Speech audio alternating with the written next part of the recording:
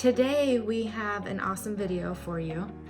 It is multisyllabic word reading strategy. So excited. Yes. It's probably my favorite thing.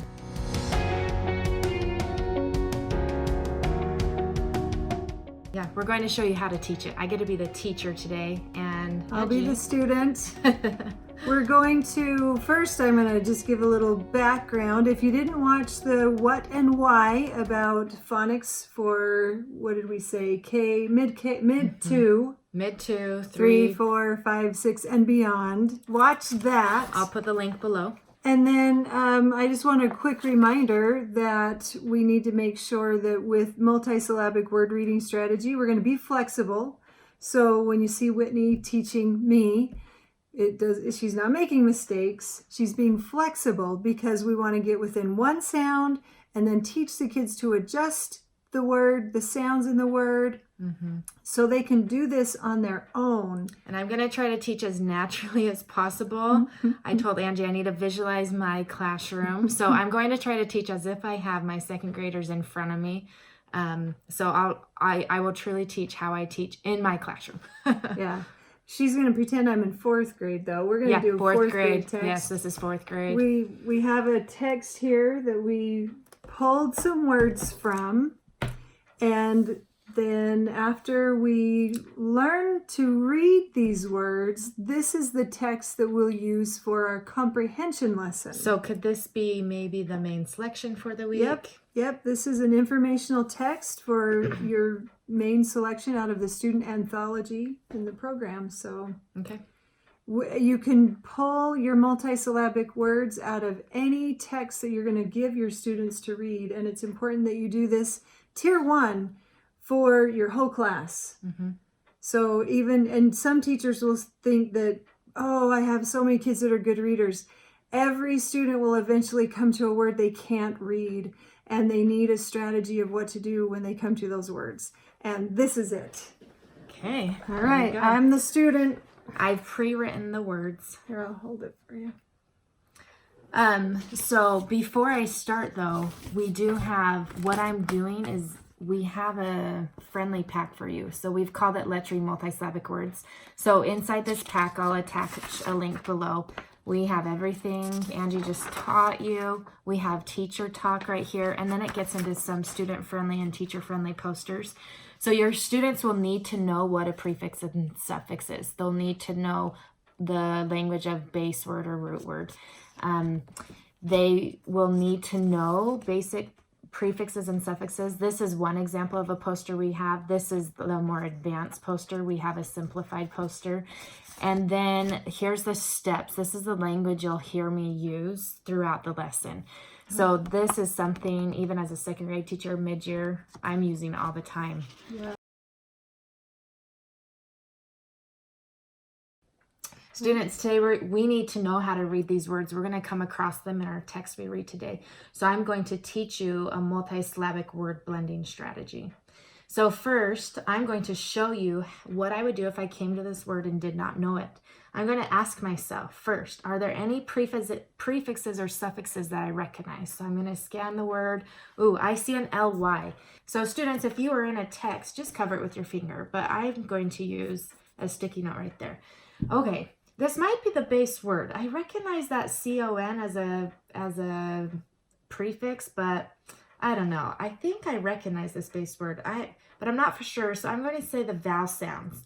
There's an ah and an ah. I'm going to try the short sound first. So then I'm going to blend constant. It's constant. Oh, it's saying it's schwa sound. So constant, that's the base word. I even recognize it. So now I'm going to add its suffix ly. So constantly, word constantly. If I were in my book, students, I would reread that sentence and make sure it makes sense. All right, now you do some with me. So here's our word. We're going to pretend like we don't know the word. If you know it, just stay silent. We're going to pretend like we don't know it. Go ahead and start scanning. Do you see any prefixes or suffixes that you recognize? If you do, give me a thumbs up. If you're not for sure, give me a thumbs down. And if you don't see any, thumbs down. So what are you thinking? I'll hold. Okay, you're not recognizing any. All right. Hey, some of you had a thumbs up for this All right, well, That's easy. We know that. So we're just going to, let's jump to the vowel sound. So vowel sound, vowel sound, vowel sound. E. Okay, now let's blend. Underneath. Underneath. Okay, all of those vowel sounds work. Does the word make sense? Mm-hmm. Okay, if we are in our text, we would reread the sentence. Nice job. If those vowels didn't work, we could try another sound. All right. Students, look to yourself. Do you see any prefixes and suffixes on this word? Thumbs up, thumbs down. Oh, we do. Angie, what do you see? ing. ing. I'm going to cover that up. Cover up that suffix. Let's see if we can read the base word. I think we can. Oh, let's see. Let's pretend like we can't. Let's say the vowel sound. Vowel sound. All right, now blend. Swirl. All right, that's the base word. Let's add the ing. Ready, blend. Swirling. Word. Swirling. If that makes sense, we probably read it correctly. If not, we could change the vowel sound. But that does make sense. We would read it in text. All right, this one's going to be on your own. Thumbs up or thumbs down if you see a prefix or suffix. I don't know. Not really for sure. Okay, so let's jump to the vowels. We're still not for sure. So sound, sound, sound, sound, R. We'll see if those work. If they don't, we can change their sounds. Ready, blend. Imaginary. Imaginary. Imaginary. I'm sensing some no. But so I know a word that it could be. What?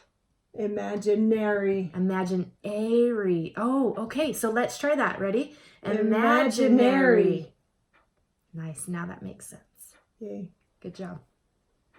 Okay, so as you'll notice, she walked me through a couple of words as the teacher. She did the first one herself with her think aloud, and then 2 with help. And then the last one she let me do on my own. And it didn't matter if I recognized or didn't recognize a prefix or suffix. And it didn't matter if I said the word exactly right or not. It's about being flexible. Yep. So make sure that you're flexible. The thing that I like the most is to do it fast and get back to text reading. The faster we can get to this and get right back to the text, Callie, that's what's most important. So now we've read some words, we're ready to read our text, and really this is where you just begin your comprehension lesson or what you have planned for the lesson for that day with that text. So, and can I add, in a second grade lesson, it would look more like our sound spelling phonics lesson outline. There may be a decodable, I don't know if we can call it that, a multisyllabic text to it where you would go through like a K1-2 phonics lesson. Yeah. But you can also get to here too. Yeah.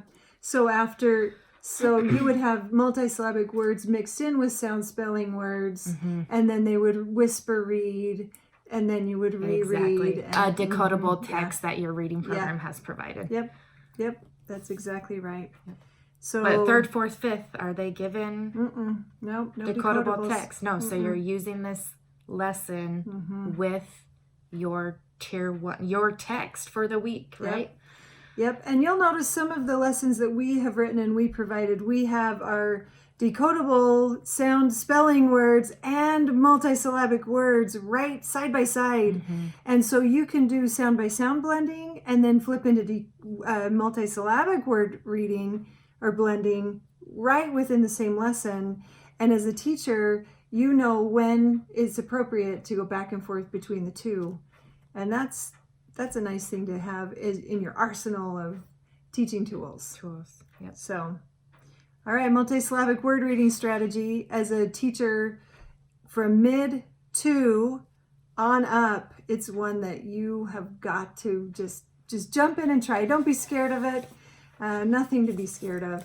I have to, I don't think I told you this. So at my SCPs, I'm a 2nd grade teacher again, at our parent-teacher conferences, to students who needed help reading multisyllabic words, I sent these posters home with them They loved it. I was like, you can play school at home, teach your stuffed animals, teach your moms, teach your dads how to read multisyllabic words. And they ask to get these posters to play school at home to read hard words. That's So, awesome. so it really is giving them a tool to know what to do when they're stuck on a word. Yeah, absolutely. Absolutely.